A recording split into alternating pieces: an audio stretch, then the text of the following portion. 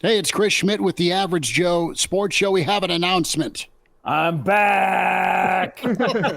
I'm excited to join the Average Joe Sports Show. We'll talk spring football in a bit. Great to have Gary Sharp joining us. Hi, this is Bill Doleman. We're going to talk Husker baseball. They got to figure out the midweek.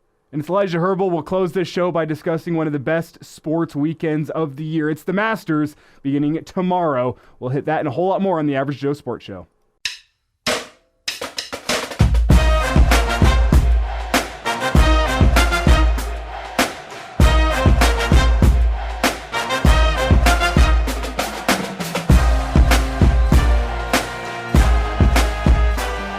Episode 37 is here. It's the Average Joe Sports Show on Spotify, iTunes, YouTube. And we have a new Joe to say hello to, one Gary Sharp. Sharpie, what's up, dude? This is like old home week here. I mean, look at little bit. In the upper left-hand square, it's Bill. For the win. For the block. We go, Bill and I, so Bill was kind enough to invite me to be a co-host on his show, I don't know, nearly 20 years ago for Probably. a brief little period. Yeah. Yep, 2004. And we talked to a lot of average Joes and Janes. Yep, it was a good time.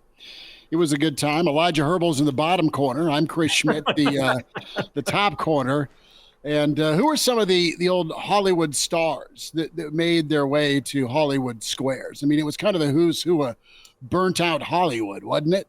Oh, Wally Cox, Paul Lynde, Wally Cox and Paul Lynde. Right? Guys that have been asked to never return to the mansion is what you're saying? Yeah, there were a few, but Peter Marshall was the host, who was, of course, Yes. Peter Cox's stepdad. I know. That was the most famous thing about Hollywood Squares. Yeah, that was that was like the coolest thing to me, because it seemed like when I was collecting baseball cards as a kid, I always got a Pete LaCock card, whether it be in a Royals or Cubs uniform. And then to find out that his dad is hosting Hollywood Squares, I was hooked. I mean, Jimmy J.J. Walker, he was on there all the time. Yeah. Rich Little probably was on there. Oh my gosh, yes. Cliff Wilson, Nipsey Russell. Yeah, oh. Did they ever get Don Rickles on there? I don't think he did game shows. No, just crashed Tonight shows. Yeah. Speaking, did Johnny Carson ever get an appearance on Hollywood Squares? Oh, no. No. Johnny was Way playing. beneath. He was playing tennis or golf. Yeah, that's way beneath. Yeah. See, the Hollywood Squares, I'm aware of it. My dad showed me some reruns back in the day, but most of this goes straight over my head. Yeah. We are in a niche generational conversation right now, without a doubt. It's a B-level guest. Like if you were at the end of your career, like a Dom DeLuise, he was on there all the time. Right. Okay. Yeah. B-level guest. Good first show, guys. Nice job. Yeah. Do you want to be a friend of the Average Joe Sports Show? Well, shoot us an email if you like, the AJ Sports Show at gmail.com. That's the AJ Sports and then show at gmail.com. And like and subscribe on the Twitter at the AJ Sports Pod. And again, give us a follow at the AJ Sports Show on YouTube. I had the One email more on screen time. and I screwed it up. There it is. There we go. Hey, look at that. Be a friend of the Joes. So Moving into a whole new era with Gary Sharp now on the panel. love it. I love it. So, guys, a lot going on, and we can raise both hands. It's been a workman-like spring for Nebraska football. We'll have some thoughts on baseball as well, and we'll probably get sideways on a topic here or there that's maybe or maybe not sports related. I like the baseball card reference about Pete LaCock, who you pulled out of a pack and still are iffy on that bubble gum or not. But I want to go with spring football because, you got a chance to see the quarterbacks earlier this week, about 40 minutes for the media session, and just good reviews, but not over the top. So, fellas, to start out, the hype has been, I don't want to say dampened, but it's been more about just keeping to the grindstone, your nose to the grindstone, so to speak, versus a lot of pomp and circumstance right now. And you know what? I kind of think that's how Rule and Company want it. And they keep reminding these guys that you haven't done anything yet, and they're really pretty deliberate and just focusing on that day to day. Pretty boring, no drama, but hey, it could end up being good football in the fall. Well, it certainly has been maybe the most unique spring in terms of news that I can remember in the last maybe decade, because, for, I guess, the previous decade going into this one, there's been the drama of coaching, and is it with Frost and Riley, and when are they going to turn the corner? There's some stability that the program has right now that it feels like it has with Matt Rule, and people fairly satisfied with the progress maybe from year one, recruiting, whatever. And I think that in part because Nebraska basketball was so successful and had people talking about that, and that made headlines for 2-3 months leading into spring football, that it didn't have to be the top of the masthead above the fold, that spring football those guys were able to ease into it, right? And and I think basketball did Matt Rule a huge favor in that regard. And then you're right, everything has been fairly workmanlike. It has been, quiet for the most part. There's been a routine to it.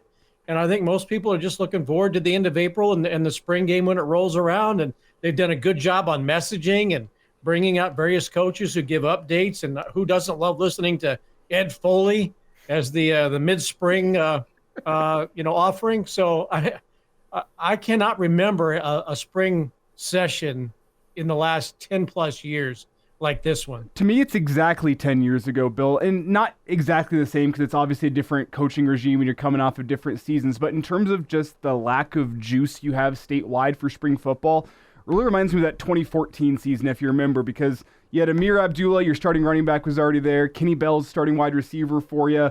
I mean, those guys were wearing sombreros on the sideline during the spring game. Like, they knew that their job was locked up. You knew what your offense was going to be.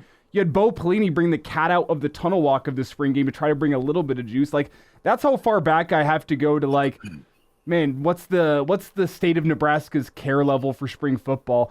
And maybe this way is a little bit healthier, the way that there's just not every little thing from spring ball being analyzed. It's mostly just how do the quarterbacks look, Daniel Kalen's arm, Dylan Raiola's arm. Everything else is kind of like, well, we'll see how it looks in the fall. At least that's my feel as of April 10th, 2024. It kind of reminds me of that 2014 season just a little bit in terms of, you know what, show us what it looks like in the fall, make it through spring, and maybe we'll show up for the spring game if the weather's nice. Hey, can we get a coach that's mad? Now, I'm being sarcastic, but we're into week 3, and no coach has been, like, upset at a particular thing with their position group. I mean, I would like Rule to maybe get upset. Now, I do say this sarcastically, but you guys are right. It's been a spring to build depth, and they've been able to have it be a kind of a ho-hum business-like approach and news cycle with what should be the most hyped player that's been in the program. Should be more hyped than Harrison Beck. Should be more hyped than any Thunder Collins, any other person that's come along. But we kind of, as a fan base and a media, I think we've gotten burned in the past. And we're better at digesting information and waiting instead of immediate reaction, that we haven't gone like through the roof, even though we have a little hype on a quarterback that, could be a complete game changer for this program. I don't know. It's been an interesting spring, but I wonder if this is what spring football is becoming around the country. Because even as the elder statesman of this show, Bill and myself, spring football used to be a huge deal. I mean, even when basketball was good at Nebraska, it seems like around the country, spring football has kind of been muted. Fair. And to be honest, you have situations like you have with Fleck in Minnesota, where some top dollar donors are going to get to go watch it, but they're not going to do a spring game. It's going to be a private special practice. You don't want guys to get hurt. And what are you about with your program? And Rule seems to point this out a lot, and it's a good thing with how they're practicing in the spring and how they try and practice during the fall from a contact and physicality standpoint with the Bama and the Georgia comparisons, that 3 to 4 station practice that T.O. and Bill Snyder swore by, and it built depth, it built talent, it built reps, and you didn't have much drop off from year to year because guys were ready to come on in. They'd been practicing. You've seen programs fall off from their perch because guys have been thrown in the deep end of the pool too soon in their career, and then maybe they struggle with health or confidence or both, or they're just not ready. That's my big excitement level is let's look at the lines of scrimmage, not the ones, but also the twos this spring and beyond, not to overstate what we'll see on the 27th, but where's Nebraska at with their starting line? You think you'll feel pretty good about your starting line off defense. You should feel pretty good about your starting line offensive line. We'll hear from Raiola tomorrow as we tape on Wednesday, but you're getting a little breathing room, fellas, right now to develop the next in line on those lines of scrimmage. And that's not been the case for a while either. But yeah, it is a different world we're living in with spring football. It's about reps and practice and maybe not so much showmanship. And a lot of brakes have been pumped on spring ball. It's a necessary evil, but it's been dialed back quite a bit. And there's a couple reasons why in my book. First and foremost, I look at the transfer portal and NIL, and we have all these reports of these schools are going to come in and pay big money for interior defensive linemen here this summer, the teams that don't feel great. Spring football year after year is becoming less of a preview of what you're going to have in the fall. There's guys sitting out spring football. You have guys that enter the transfer portal after spring football. So they spent their spring at Arkansas, but they're going to be at Ole Miss next fall. Yes, they will. You have that. You look at the Chasing 3 documentary, and it's not like a 6-month period now with how prevalent social media is in the college football world. It's not a 6-month drought of college football anymore. You're getting these little documentaries and these looks behind the scenes. Here's winter conditioning. Here's look in at spring practice from the media team.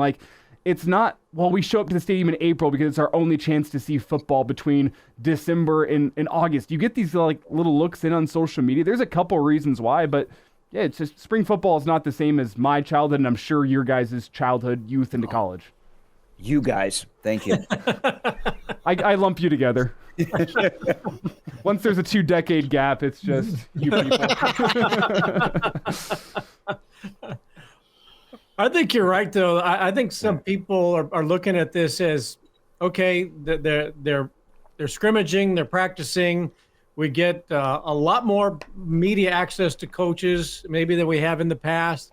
I don't want to say people are burned out on it, but they know that it's readily accessible to them whenever they want to consume the press conference and whomever is speaking.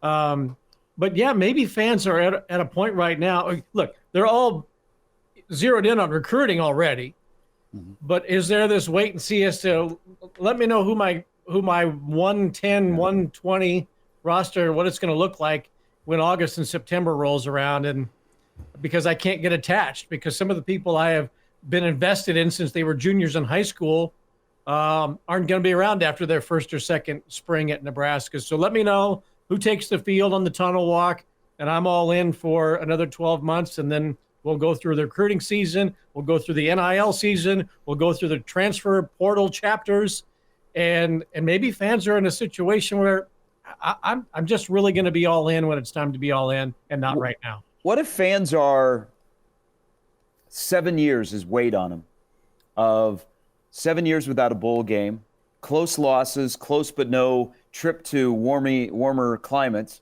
that the fan base is smarter, still passionate, but smarter, that they've made the full shift into, I'll see it, I'll believe it when I see it. I want to see something on the field. I like what I hear, I like what I see, but I also like what I see on a scoreboard. And that's ultimately the bottom line. Not a knock on Rule, but I think it's a buildup of time since you went to a bowl game is, okay, I'm not going to be fully invested too early because I've been burned in the past. I just need to see it before it validates kind of what I'm seeing. I need to see results. Because I will tell you, it's kind of interesting. In year 2 of Rule, and, he wants everybody to put eyeballs on his program. He wants people to watch practice. They give you a good amount of access. But inside of the program, doesn't it seem, guys, that they've raised expectations? But that's internally. Externally, It doesn't feel that way yet. No, they've raised it, and your point is right on with the wait and see approach, or you don't want to get your hopes up too high just to have them crashing down. And this could be your last straw because you really like Rule and what he's doing. You don't want it to be another 5-7. You don't want it to be so close. And it wasn't his fault a year ago with those close losses. It's year one of the Rule era. He's laid this out. He's talked about this out loud in media sessions, not disparaging the previous staff at all. He's gone out of his way to compliment them, but you can lump in a lot of past years at 5-7 or 3-point losses. But there is there's an equator. There's the end of the Frost era. There's the beginning of the Rule era, and you lost games in similar fashion from a heartbreak and point spread standpoint. So I think Nebraska fans right now are excited. They're really ready to unleash a ton of excitement. I think it's simmering right now. And maybe after that first game, or even maybe after Colorado, if it goes the right way, right? You get a big win on a big stage where you pop somebody, you look good on offense, you look good on defense, your special teams is sane. Then you can kind of let that breath out and start dreaming a little bit about maybe where the season can go and what it can become. Also tempering the straight up dream of putting a run together. I think Nebraska could, if you keep everybody, if you stay healthy, you get competent play out of your quarterback, and you ask him to just not lose the game, but also use some of their talents for sure, because you've got a really solid starting point with this arm talent. You could be on that 8-9 win total. And I know there's nothing settled, but hey, I think this staff is going to do really high-level work with their development, the mentality, first of all. And I think they're going to take care of the football a hell of a lot better, which has to happen. And I think you could see a really pretty solid breakthrough year. All right, let me throw this out there, though, because Gary brought up something earlier. We haven't heard him get mad yet, okay? Now, Matt Rule doesn't say anything without being strategic. I think we all agree with that. He's really good with the microphone and knows what his messaging is going to be, and it's well thought out, not off the cuff. So, a year ago, who was the running back that Anthony Grant, he kind of called him out a little bit, for grades, and he was going to be out. Earlier in this spring, it was with the linebacker from Syracuse, that Stephon Thompson, called him out a little bit. I think we heard something about one of those players last spring. So is there going to be that moment in the next 2 weeks where there is some dissatisfaction for us to listen between the lines as to what is being said and what message there is? And then he also, let me get people worried for a second.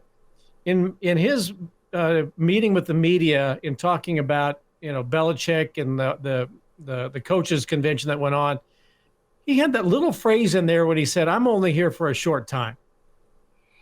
Right now, is he speaking in the esoteric biblical sort of sense that this is just a mere breath of life in my time on earth that I am the head football coach of Nebraska? Or should people read more into that as, look, I'm only going to be here for a little while before I get the job I really want, so that people can get kind of paranoid, or at least we can throw that on the table, that people are going to be a little paranoid. I heard that too. So we can stir the pot before the spring game. Yeah, I heard that too. And I'm like, someone's going to take this the wrong way. Is there a U-Haul? Is there a U-Haul in Waverly? So we can start the rumor. Matt Rule to Kentucky for men's basketball. Got an open gig. Uh-huh. Oh. Well, his AD went down to A&M and was playing the Connect the Dots in 2 years. Are we going to get U-Haul tracker? My God. No, I think it was on that esoteric take, Bill, where yes, in the small blip of the football galaxy, I'm just here a short time. It'll be here long after I'm gone. There's another part that probably is also involved in this conversation about spring football is since rules started. I mean, last year, spring football started, and you had Tommy Hill and Anthony Grant were suspended for the first day. And you're like, oh, my gosh, the year before, one of them was a key contributor. They haven't had really any drama whatsoever. There's no whispers in the corner. There's no, hey, that guy has 1 foot out the door, or, man, you're dealing with a guy that got in trouble.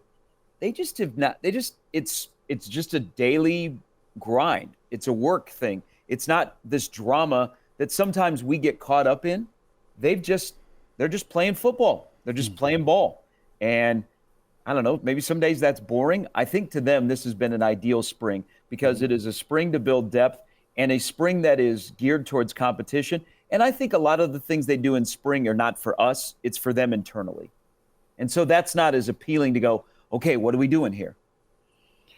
There's no gossip. I mean, there's no juicy crap floating out there. And it's good. I mean, they're not distracted. They're working away, and we can speculate on this quarterback race here before we wind down our spring football topic. What do you guys think here of this 3-horse race? You've got a guy in Harburg that's gotten better. You have a player, and we've all watched in Danny Kalen, really putting a nice drive together in 11 on 11. And then you've got reports from some of our eyes and ears at practice that go back to Saturday with some of the dimes that Dylan Raiola was dropping in. And you've got 3 choices, man, and the best guy's going to win. But it's important to have 3 choices, and Rule made that abundantly clear from the get-go. But I like just the progress of this quarterback room. They don't feel young, despite just getting moved in. Well, that's kind of the real question to spring for me is how real is this quarterback battle? Is it Dylan Raiola's job to lose, as we all think? Is Daniel Kalen really coming in and surprising everyone like he's done with a lot of Husker fans who have seen him throw, whether it be on social media or from some of that footage released from the Husker team itself? Like, how real is the quarterback competition? Is the competition for the starting job? Is it between Kalen and Harburg for the backup job? What type of quarterback competition are we actually looking at? And I think the more we see from Daniel Kalen, the more I think this quarterback competition is real. I mean, I think it's still Dylan Raiola's to lose, but I don't think Daniel Kalen is of that same mindset. I think he believes it's an open competition. I think the Husker coaching staff believes it's an open competition. As soon as you step foot on campus, all those stars go out the window. It's who's going to win us more games in 2024. And I think Daniel Kalen's put a hat into the ring as being a guy who can do that. I think it's very real at this point in time. Again, that being said, I still think Raiola is the odds-on favorite, but I think Daniel Kalen could give him a run for his money. I would think Danny Kalen has come in with so little pressure on him that, both those guys should be in their, last semesters of high school, right? And deciding on which date to take to prom, right? But I given which prom to go to, right? Which state to go in prom? But I think Kalen certainly has been benefited by the hype surrounding Dylan Raiola, and maybe more so that if Dylan had stayed, and gone down and played at Georgia, and Kalen comes in as the one that Nebraska got when they were unable to reel in Dylan Raiola, and I would think Kalen would come in with a lot more pressure on it. But, now he's coming in as, Nebraska still wants me. This is where I want to be. I know the other guys had a lot more accolades. I think there's a good understanding. I think it's all healthy for the most part. But Kalen benefits with the attention that Dylan Raiola that comes with him. And by all accounts, Dylan handles it very well. But I think, the reviews about Danny Kalen the last few days have been, very, very good, which is positive. Yeah, I agree with you, Bill. I think they benefit each other. I think they need each other. I mean, Nebraska hasn't had a guy that's finished the whole year as the number 1 quarterback for 12 straight weeks since Tanner Lee. So you need to get guys ready. And it's not like here's where the thing that I've seen Danny play a lot of football in high school. The guy wasn't a bum. he had a rough senior year because they had no offensive line that could block for him, and it took him a while to get on par with his fellow now teammates at wide receiver, but he's always been a good quarterback.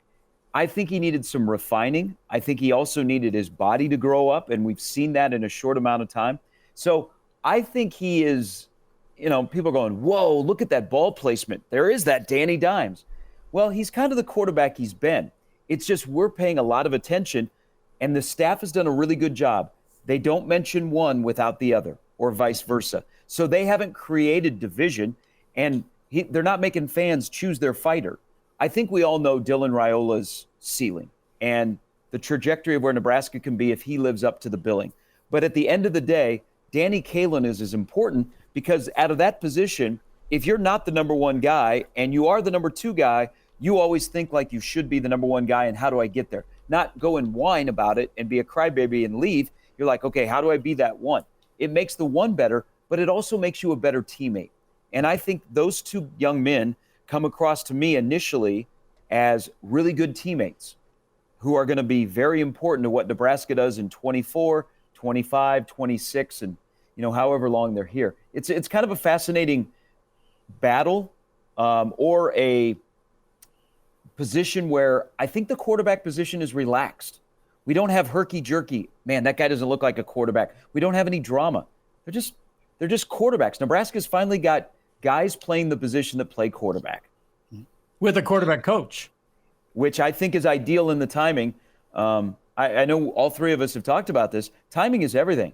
You get Glenn Thomas, whose forte is working with young quarterbacks, and you hand him essentially three young quarterbacks because Harburg's back to starting a little bit from scratch. Man, that just seems like a perfect match. And so far, 3 weeks in, it looks like it is exactly that. That video drop of Glenn Thomas, the mic'd up session that was out on the Husker account on Twitter was pretty cool. I mean, granted, it was just a little glimpse, but lots of communication. The guy knows what he's doing, and you saw a critique, you saw praise, and you saw a guy that really is comfortable working with the most important position on the field, and they have a high comfort level with each other. It looks like pretty early into that relationship, and you've got some really young talent that they're coachable, and that's not always the case when you have high profile recruits coming into a situation. The world of college football has been on its ear for a while when it comes to power and power structure, and you have kind of a throwback feel down in Lincoln with guys caring for teammates. You have a throwback feel with guys listening to their coaches, buying into their coaches, and an old school type work ethic and rep setup where everyone's working, not standing around. The Average Joe Sports Show, it's episode 37. Chris Schmidt, Bill Doleman, the Iron Horse, Gary Sharp, and Elijah Herbel. And guys, you want to be a friend of the Average Joe Sports Show, can send us an email for sponsorship opportunities, the ajsportsshow@gmail.com. It's where you can email the program, the AJ Sports Pod. Give us a follow on Twitter. Can find the video portion on YouTube, the Average Joe Sports Show. And lastly, Spotify and iTunes for the digital download. We've hit a lot of spring football. Pretty interesting article, guys, in The Athletic when it comes to power schools that have the most potential when it comes to recruiting. And you can use that term loosely now because of the portal, how both doors are open. And NIL is very important with this portal era. But what do you think Nebraska's ceiling can be in recruiting? Is it going to be just always a top 25 and Rule will continue to find some diamonds in the rough that surprise and wow you? Or do you think Nebraska could be kind of that mid-teen recruiting team, at least on paper? I think Nebraska, because of the facilities, Nebraska is all in on facilities. They're in the game, right? There's no belly aching about it other than the South Stadium stuff. but that's an aside. Look, Nebraska wants to have the best nutrition, the best life skills, the best academics, the best, all of that. They're all in. So to me, if you fall outside of the top 25, that's much more concerning as to where you end up inside the top 25. And if you're bringing in consistently recruiting classes, and you all know how much I freaking hate the whole recruiting thing. But there we have it. I get it. 29-39 into the show. I get it. All right. I get the game. But if Max Empfinger, is he still at it? Anyway, if he was in the Hollywood squares of recruiting, and he was a center square back in the day. Okay, so in the myriad of recruiting rankings that are out there, like college baseball, if Nebraska is consistently in that 10 to 20 area, they're going to have successful football teams. The math just affords you to be a contender in whatever division you end up playing in the Big Ten, because there's going to be divisional ball, right? So if you're in the top 20 consistently, you're going to have successful programs that are going to win 8-9 games a year. You're probably going to make the playoff every few years. If there are still bowl games in 5 years, you'll be going to some type of bowl game or whatever ESPN says that they're going to have. But if you start to see the slide back to where recruiting classes aren't considered top 25-ish in the 30s, and you're not getting commitments when you need to be having commitment numbers, yeah, that's a problem. But as long as Nebraska wants to be all in with its chips and building nice buildings with those chips, they're going to be highly ranked. They're going to attract great players within the state too, which is really important. I'll add to this. I'm not like the recruiting rankings. Yes, they mean something, but I more look at it in tiers. It's not like, oh yeah, the number one ranked recruiting class, you're guaranteed you're going to be awesome. I see it like it's over a course of a number of years. And the tier breakdown in my book is the teams that fall between 1 and 5. That's elite level recruiting. These teams are probably going to be good if they can carry that year after year. I mean, you can have the flash in the pan 1 or 2 seasons like Texas A&M. It doesn't mean anything. But if you can stack 3 to 4 years being a top 5 type program, you're going to be talking college football playoff aspirations. Then that next tier, I look at roughly 5 to 15. That's like the second tier to me. And then after that, it's 15 to 35, where the differences between a couple of guys at a school that finishes 17th and a school that finishes 31st can be cleaned up in the modern era with A, development, and B, a transfer portal addition or two. Like the transfer portal is the equalizer in recruiting, where I really don't think in the modern college football, the recruiting rankings are all that different from 15 to 35, just the way I don't think they're all that different from 5 to 15, and then you have your top 5. So that's the tier breakdown to me. And to me, if Nebraska's consistently sitting in that 15 to 35 range with maybe 1 or 2 classes that mix in between 5 and 15, you're in a really, really healthy place as a football program, and that's good enough in my mind that with some development, with some portal acquisitions, you can be a college football playoff team. I mean, look up Michigan's recruiting rankings year after year. They pretty consistently fell between 5 and 15. It wasn't top 5, but what are they doing? They're pumping out undefeated seasons and going to the college football playoff every single year with those recruiting classes that are ranked between 5 and 15. I think that's kind of what it is to me is do you need to be a top 5 recruiting school to be great? No, not necessarily. It's about consistency, staying in your bracket, occasionally moving up, and then cleaning up your mistakes through the transfer portal and through some positive development where you find some guys that nobody else found, some diamond in the rough type. So that's what it is to me. If Nebraska can be between 15 and 35 year after year after year, I think they're in a pretty healthy spot. I want to say this too. Nebraska, just based on how they're implementing this culture, they may have be a kind of a unicorn moving forward when it comes to attrition numbers. Not that they won't have any, but I think there's a chance to retain some of those high-level players. A&M's on my mind, and it's on my mind because of it's not that Jimbo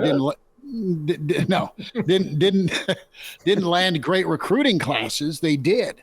They didn't keep anybody. It's not that Dabo Swinney's not landed high-level quarterbacks the last few years. He has. They've all taken off. Is Nebraska going to be different because of folks enjoying it, like playing for Matt Rule? They'll stick around even if they're not getting what they want when they want right away. Are they going to have a mature understanding that things actually do take some time in most instances. And case in point with the Nebraska defense, you've got Tony White, who's had 25 to 30 guys get playing time early on last season, early in the season. So you find a role, you accept that role, and you can grow from said role. I mean, Nebraska's got it planned and mapped out, and they've done a pretty good job so far, right? We're not post-spring yet of retaining a lot of what they brought in here the last couple of years. They could be different than most schools or some of these higher profile schools that keep killing it with classes. Georgia loses a lot, but Georgia hasn't missed on everybody they've brought in. If they have a 5-star leave, it's because some 3-star they got's pretty damn good. Are we ready to get closer to retiring the whole hit or miss exercise that we've done with recruiting classes, where they look good when they get here, but they don't look very good when they are here? Because I think that's what the change is going to be. Sure. I think, Nebraska, you can recruit at Nebraska. There should never be an excuse why you can't recruit at Nebraska. If you have an excuse why you can't recruit at Nebraska, then fix it or get out. Because we have seen you've been able to recruit in that kind of the area that Elijah described. It's just, what do you do with them when you get them here? Like, do you get more excited and you win prior to arrival, or do you get more excited because you win when they get here? And this is a staff that I think can blend both, where they're going to get the guys that they look at and they go, that's a good player. Let's get him on campus because this is what he can do, because we have seen that before and we know our skill set, what we can do for him. Bly Hill is a perfect example. Now, he was a portal guy.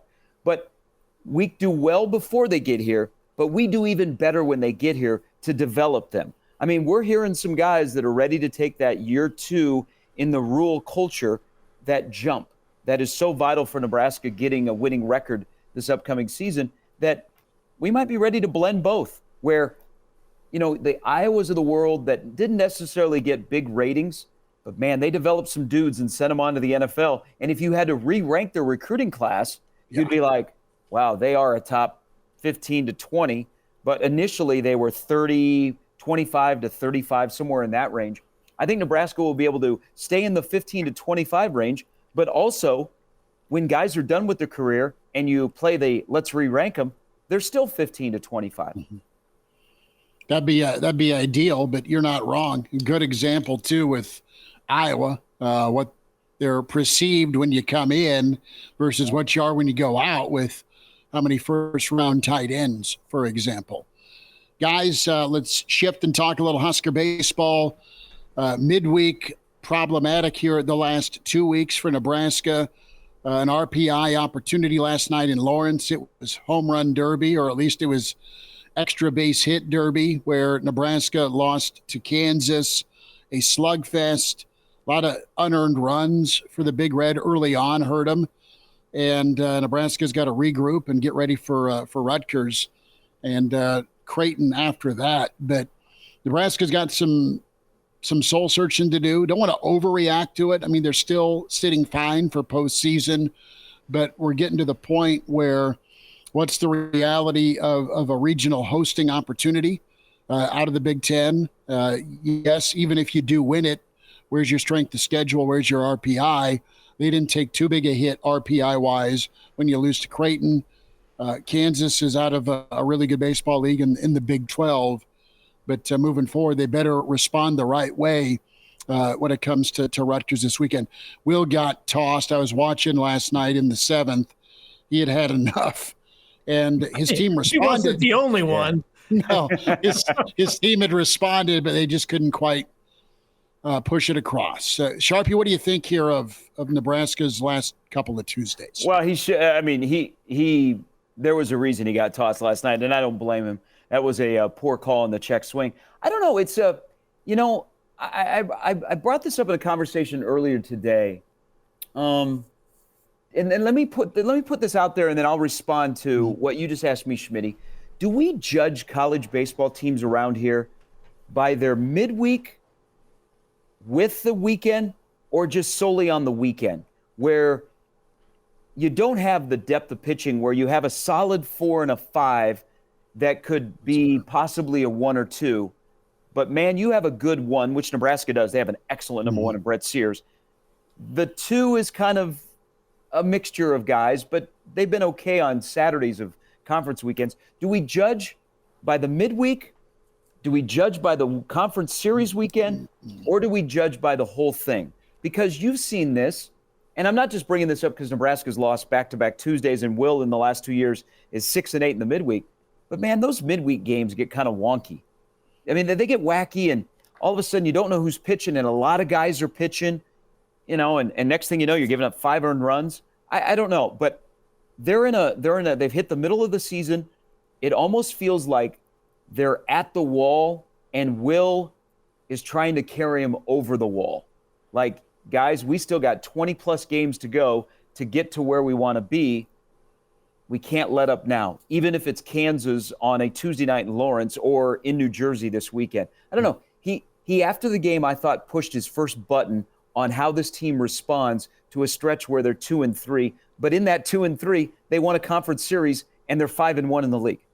Sure. No, I mean, there's some silver lining for sure. I think that the midweek struggle has been real the last couple of years. So that has Nebraska baseball fans' radar up first and foremost. There's frustration with the pitching that there's not more of it, or it's not been more successful the last 2 weeks recently. Okay, I know they're 20-7 overall, and to your point, they're really doing well in Big Ten play. So it's a good season so far, but you just haven't seen them scuffle like this. They're still trying to figure it out, or they're trying to get guys to perform. Ideally, you get it all, right? That's what Nebraska baseball fans want. You take 2 out of 3 every weekend at minimum in the Big Ten, and you don't lose your midweek games, because that brings back some bad memories. And it's not like this is a great Kansas team. They've got some talent, but it was also a team that came in on a 4-game skid after West Virginia destroyed their pitching staff. So it's right now there's some frustration because, all right, is this team gonna fall off? Are they gonna fade? Are we seeing a little bit of a crumble? And can they respond the right way? Can they get some arms ready, guys, to step up and throw a little bit better? Well, to me, to Gary's original question, the weekend shows me if a team can make the postseason. It really shows you how truthfully good you are. That's what the weekend shows. The midweek shows how dangerous can you be in the postseason. Because what's going to happen in a regional, especially if you're not the host team, and it's difficult to be a host team from the Big Ten. I think Nebraska still could potentially have that in the cards. But, like, if you're not a host team, there's a real chance that you could play 4 games in a regional and have to win 3 of them in order to go make it through into a super regional. Nebraska, on its 4th arm, if that is the case in the midweek, has not looked as good as it does on the weekend. It doesn't have the pitching depth, and you need that depth in order to make a run into the postseason, to potentially make a super regional, to make a College World Series. Damn, even to go win a Big Ten tournament, you need to have pitching depth. And that's what the midweek shows me is like, this team is good. Am I ready to say they're ready for a super regional? Based on how the midweek's been going over the past couple of weeks, I don't think I'd say they're ready to go make a super regional or ready to even go host a regional. You're a team that's got to get that figured out if you do want to live up to the aspirations of Husker baseball. Not Big Ten aspirations. Making a regional is great in the Big Ten. I think Nebraska, based on what they've shown on the weekend, has shown me they're a team that's going to be playing in a regional this May. The question to me is, can you get that midweek figured out? Can you get a little more pitching depth? Because that's what it's going to take if you want to make a run once you make the postseason. Well, it's odd because this team has shown pitching depth, except on in the midweek. Yeah. They've got a staff ERA at 4.17.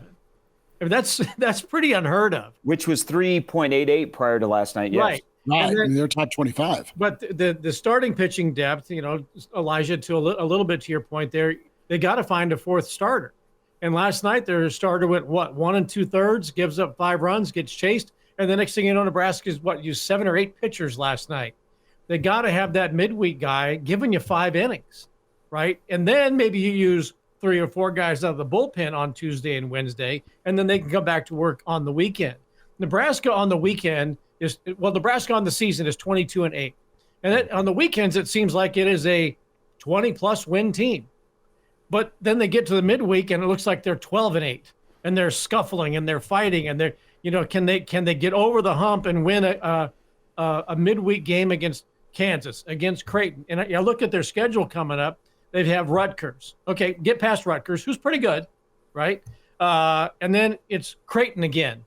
So it's almost as though we're getting trained to look past the weekend Big Ten game to the midweek game where you got to beat Creighton. And then after Creighton, it's Maryland. And then it's another date with Kansas. And after that, Iowa, and then Creighton and Kansas State. And as I look at Nebraska's baseball schedule coming up in that period, I'm a little more concerned for them.